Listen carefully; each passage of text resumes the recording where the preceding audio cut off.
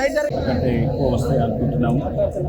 ఈ గెలుపు నిజంగానే సేవల ప్రజల గెలుపు, బీజేపీ పార్టీ కార్యకర్తల గెలుపు, ఆ ఆర్ఎస్ఎస్ సంఘ్ పరివార్ గెలుపు. ఎందుకంటే ఆ సిద్ధాంతంతో బీజేపీ దేశం కొరకు నేషన్ ఫస్ట్ అనే సిద్ధాంతంతో ముందుకు. అయితే ఇది ఎలక్షన్ క్యాంపెయినింగ్ నేను చాలా ముందు మొదలుపెట్టిన రోజు ఇది చాలా కఠినమైన కాన్స్టిట్యూన్సీ. ఎందుకంటే ఈడ ప్రతిపక్షాలు చెప్పిన వాస్తవాలు కూడా ఏంటంటే 4.5 లక్షల ముస్లిం ఓట్లు ఉన్నాయి. అది చాలా ఎక్కువ సంఖ్యలో. ప్లస్ ఎంతోమంది కొంచెము యాంటీ మైనార్టీ ఓట్లు అన్నీ కలిసి, ముస్లిం క్రిస్టియన్ ఓట్లు కలిసి 6 లక్షల కంటే ఎక్కువ ఉన్నాయి. అయితే దాని మీదనే కాంగ్రెస్ పార్టీ ఆధారపడేది. అది చాలా కఠినంగా అనిపించింది. కానీ మేము సిస్టమేటిక్గా 3.5 నెలల సంది ఎన్నో ప్రోగ్రామ్స్, దాదాపు 30 ప్రోగ్రామ్స్, అంటే వాలీబాల్ టోర్నమెంట్, క్రికెట్ టోర్నమెంట్ నుంచి మన కూరగాయల బ్యాగులు పంపించుడు, భజనాలు, ఇవన్నీ కూడా దాదాపు యాత్రలు, మీటింగ్లు, విజయ సంకల్ప యాత్ర నుంచి, మా స్ట్రీట్ కార్నర్ మీటింగ్ల నుంచి ఆశీర్వాద యాత్ర, ఇవన్నీ దాదాపు 30 ప్రోగ్రాంలు సిస్టమేటిక్గా పార్టీతో కలిసి చేసినందుకే ఈ గెలుపు వచ్చింది. లేకుంటే ఇది చాలా కఠినమైన కాన్స్టిట్యున్సీ. అండ్ అవతల క్యాండిడేట్ ఎన్నో కోట్లు కుమరించు, అండ్ వాళ్ళు ఆధారపడి మైనార్టీ ఓట్స్ అని వాళ్ళ జేబులోనే చెప్పిండ్రు. అండ్ అట్లనే అని అది దురదృష్టం అనుకుంటున్నాను. ఎందుకంటే నాకు గెలిస్తే అందరి ఓట్లతో గెలవాలన్నది, ఏదో కొంతమంది కాదు. కానీ కొంచెము నెగటివ్ పోలరైజేషన్ చాలా చేసింది కాంగ్రెస్ పార్టీ.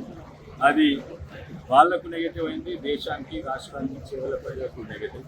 ఎందుకంటే ప్రధానమంత్రి మోడీ గారి సిద్ధాంతం అయినా, నా సిద్ధాంతమైనా, లేకపోతే బీజేపీ పార్టీ ఆర్ఎస్ఎస్ సిద్ధాంతమైనా అందరూ ఒకటే, అందరు కలిసి పనిచేయాలి, సబ్కే సాత్ సబ్కే వికాస్. అయితే కానీ కాంగ్రెస్ పార్టీని చూడలేదు, మేము మైనారిటీల పార్టీ అని చూసినాం. అది దేశానికి, రాష్ట్రానికి మంచి కాదు. ఇంకా కొంచెం పోస్టల్ బ్యాలెట్ ఉన్నాయి. ఈ పోస్టల్ బ్యాలెట్ రాష్ట్రంలో, దేశంలో బీజేపీ కొనసాగుతుంది. మీ అభిప్రాయం చెప్పండి. రెండోసారి మీరు ఎంపీగా గెలవబోతున్నారు. నేను బయట రిజల్ట్స్ అక్కడ చూడలేదు, కానీ ఎగ్జిట్ పోల్స్ అంతా రాలేదు. కానీ 100% మోడీ ప్రభుత్వమే వస్తుంది, దాంట్లో అనుమానం ఏం లేదు. కానీ ఎగ్జిట్ పోల్ ఇక్కడ లోపల చెప్పింది ఏంటంటే ఎగ్జిట్ పోల్ అనుకున్నట్టు రాలేదు, ఎన్నో జాగాలు తక్కువైంది. చాలా ఇతర పార్టీలు నెగటివ్ పోలరైజేషన్ చాలా చేసింది, వాళ్ళు డివిజివ్ పాలిటిక్స్ చేసింది. దానివల్ల బీజేపీకి సబ్కే సాత్ సబ్కే వికాస్ అనే సిద్ధాంతాన్ని ఓడగొట్టిందని నేను. సార్ మీరు ఇప్పుడు గెలిచారు సార్, చేవల పార్లమెంట్కి ఏం చేయబోతున్నారు సార్? వికారాబాద్ కానీ, తాండూరు, పరిగి, మహేశ్వరం. నేను 10 ఏళ్ళ సంది ఏం చేస్తున్నా అదే చేయబోతున్నా. వ్యక్తిగతంగా ఏమన్నా మేనిఫెస్టో రిలీజ్ అయింది, వ్యక్తిగతంగా చేస్తాము. ఎంపీ ల్యాబ్స్ చేస్తాము. మళ్ళా అక్కడ మా ప్రభుత్వం ఉంటుంది, ఆ ప్రభుత్వ పథకాలకు ఇక్కడ లాభం అయితే చేస్తాము. తర్వాత అక్కడి నుంచి ప్రాజెక్ట్స్ ఇక్కడ తీసుకొస్తాము. అవి ఎన్నో ఉన్నాయి సార్. టీఆర్ఎస్ పార్టీ పూర్తిగా బీజేపీకి మద్దతు తెలిపిందని చెప్పి ఒక ప్రచారం గిట్టంగా జరిగింది సార్, మీరేమంటారు? లేదండి, చూడండి, టీఆర్ఎస్ కాదు, మొన్న కాంగ్రెస్ కొట్టేసిన కూడా చాలా మంది వేసారు. ఎందుకంటే మీకు తెలుసు కూడా, ఇప్పుడు తాండూరు, వికారాబాద్, పరిగిలో కూడా మాకు లీడ్ వచ్చినాయి. వికారాబాద్లో సమానం వచ్చినట్టున్నాయి. తాండూరులో కేవలం టీఆర్ఎస్ మాకు ఓటేస్తే మేము ఓడిపోతున్నాం. అంటే ఎవరు ఓట్లు వచ్చినాయి? కాంగ్రెస్ ఓట్లు కూడా వచ్చినాయి. అట్లనే పరిగిలా కేవలం టీఆర్ఎస్ ఓట్లే మాకు పడితే మేము ఓడిపోతున్నాం. కాంగ్రెస్ ఓట్లు కూడా వచ్చింది కదా. కేవలం ప్రజలు, ఇది నేషనల్ పాలిటిక్స్, నేషనల్ దేశానికి ఎవరు మంచిగా సూచించారు, మోడీ గారి మీద నమ్మకం ఉన్నారు వాళ్ళు, దానివల్ల మాకు పట్టింది. కాంగ్రెస్ పార్టీ కూడా పట్టింది.